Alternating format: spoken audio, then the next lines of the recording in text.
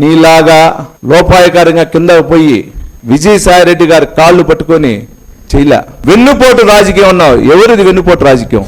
ఆనాటి పరిస్థితుల్లో, ఆనాటి ఉమ్మడి తెలుగు రాష్ట్రంలో మీ పార్టీలో ఉన్నటువంటి ఈ రోజు లక్ష్మీ పార్వతి వల్ల పార్టీ నాశనం అవుతా ఉందనే ఉద్దేశంతో ఉమ్మడి ఆంధ్రప్రదేశ్ లో ఉన్న నాయకులు, కార్యకర్తలు అందరూ కలిసి సమిష్ట నిర్ణయం ప్రకారం చంద్రబాబు నాయుడు గారిని సీఎం చేయడం జరిగింది. ఆ రోజు 1, 2 సార్లు 3 సార్లు ఆ రోజు పెద్ద ఆయన స్వర్గీయ నందమూరి తారక రామారావు గారి దగ్గరికి వెళ్ళి లక్ష్మీ పార్వతి వల్ల ఈ విధంగా జరుగుతా ఉంది, అన్యాయం జరుగుతా ఉంది అని చెప్పి 3, 4 సార్లు అందరూ నాయకులు చెప్తే కూడా లక్ష్మీ పార్వతి గారు మార్చుకోనప్పుడు ఆ రోజు ప్రతిపక్షం ఉన్న కాంగ్రెస్ పార్టీతో లోపాయకారంగా లక్ష్మీ పార్వతి వర్గం చేసుకుంటే పార్టీ ఎక్కడ దెబ్బతింటుందన్న ఉద్దేశంతో ఆ రోజు ఉన్న నాయకులు మా పెద్ద సిబిఎన్ గారిని నాయకత్వంలో పనిచేయడం జరిగింది.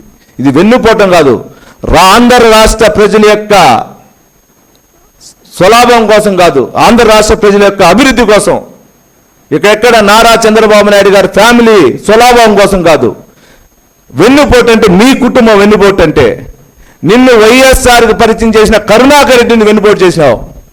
నీకు 2001లో జెడ్పీటీ టికెట్ ఇచ్చినటువంటి అరుణకుని వెన్నుపోటు చేశావు. 2014లో నువ్వు గెలిచిన తర్వాత మన చిత్తూరు జిల్లాకు పెద్ద ఆయనని పిలిచే రాజగోపాల్ నాయుడు గారి ఫ్యాక్టరీలో ఉంటే నువ్వు ఏ విధంగా ఎస్సీ ఎస్టీ కేసు పెట్టి బెదిరించి ఏ విధంగా చేసినావు, నీది అది వెన్నుపోటు.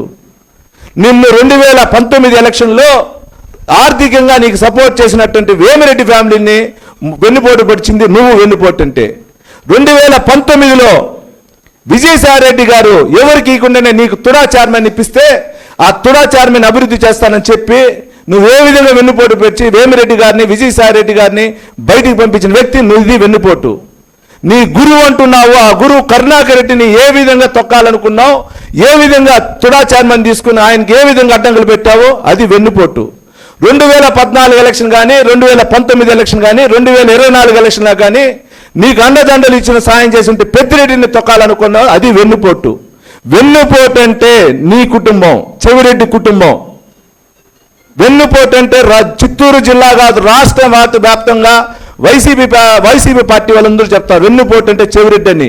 నీ దెబ్బకి భయపడిపోయారు వైసీపీ తాడేపల్లిలో ఉన్నటువంటి ఆఫీసులో ప్రతి ఒక్కరు. నువ్వు జైలుకి వెళ్ళావు. ఎందుకోసం వెళ్ళావు? జగన్ గారి కోసం వెళ్ళావు నువ్వు జైలుకి. నీవు వెళ్ళింది నీ డబ్బు అక్రమ లిక్కర్లో 600 కోట్లు సంపాదించినావు అని చెప్పింది. దానికి సాక్ష్యం కసిరెడ్డి